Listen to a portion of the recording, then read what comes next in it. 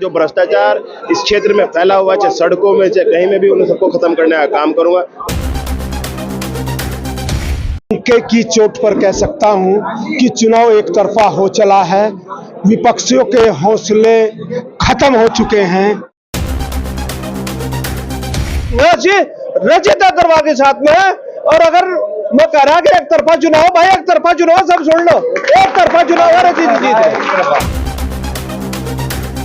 नमस्कार साथियों, हिंदुस्तान समाचार में आपका स्वागत है। बात की जाए, निकाय चुनाव अपने अंतिम चरण पर है। कल शाम को 5 बजे निकाय चुनाव का प्रचार खत्म हो जाएगा। वहीं फिलहाल हम मौजूद है भगवानपुर नगर पंचायत में, और नगर पंचायत भगवानपुर में फिलहाल वाल्मीकि मंदिर में, यहाँ मंदिर में मौजूद है। और वाल्मीकि समाज के द्वारा आज भारतीय जनता पार्टी के जो कैंडिडेट है उन्हें यहाँ पर समर्थन किया दिया गया है। बैठक यहाँ पर चल रही है।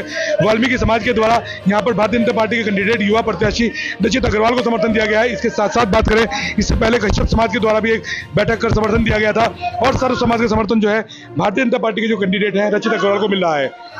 यही है कि जैसा प्यार इस चुनाव के 20-25 दिनों में मुझे मिला है, मैं इसका ऋणी रहूंगा हमेशा। भगवानपुर में ही हमेशा मैं वादा करता हूँ यहाँ की जनता से कि तन मन धन से आपकी सेवा निरंतर करूंगा। एक मौका मुझे चाहिए 5 वर्ष का काम करने का।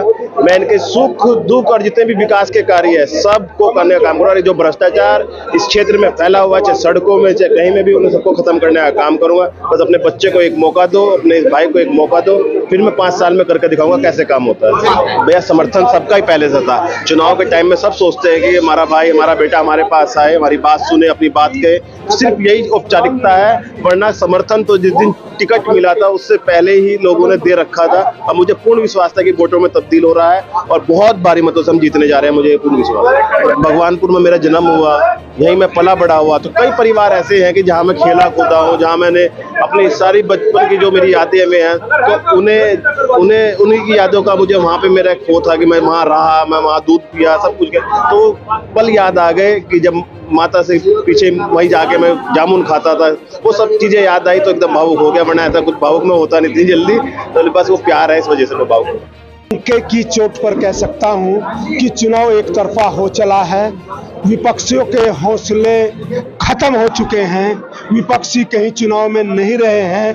अब हमें 25 तारीख का और 23 तारीख का जो दिन है वो हमारे लिए शुभ हो, उसके लिए हम अब भी जनता के प्यार में ये नुक्कड़ सभाएं कर रहे हैं। समाज, अनुसूचित जाति समाज, क्योंकि मेरा वाल्मीकि समाज पहले से ही 100 के 100%, 90% की बात हो रही थी, लेकिन मैं कहता हूँ 100% जो है वो भारतीय जनता पार्टी के साथ है। आज इनके प्यार में ये सभा बुलाई है, और मैं पहले भी कह चुका हूँ कि 90% वोट वाल्मीकि समाज का नहीं, जितने भी अन्य समाज है, एससी में ज्यादातर वोट, जैसा छोटा छोटा समाज है, जैसा प्रजापति समाज है, कुमार समाज है, और पाल समाज है, और क्या नाम है, झिमर समाज है, और दूसरे ने जो छोटे छोटे लुहार है, और समाज है, और पढ़े कश्यप छोटा छोटा जो है, वो सब बीजेपी के साथ में है, और यहाँ से रचित अग्रवाल के साथ में है। और अगर मैं कह रहा कि एक तरफा चुनाव, भाई एक तरफा चुनाव, सब सुन लो, एक तरफा चुनाव है, रचित जीत है। रचित भाई के लिए पूरी और खिलागा, ये पक्का खिलागा। 100% कमल खिलेगा, और रचित भाई को सभी जाति सभी बिरादरी का वोट मिल रहा है।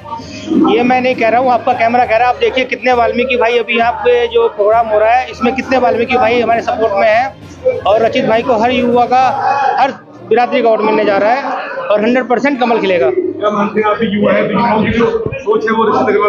रचित अग्रवाल एक पढ़े लिखे युवा नेता है, और ऐसे नेताओं की बहुत जरूरत है जो समाज में विकास करें और इस विकास की गंगा को आगे बढ़ाएं।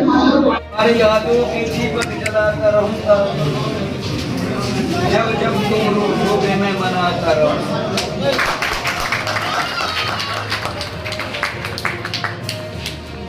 तुम्हारी यादों के दीपक जलाता रहूंगा, जब जब जब रोगे मैं मनाता रहूंगा।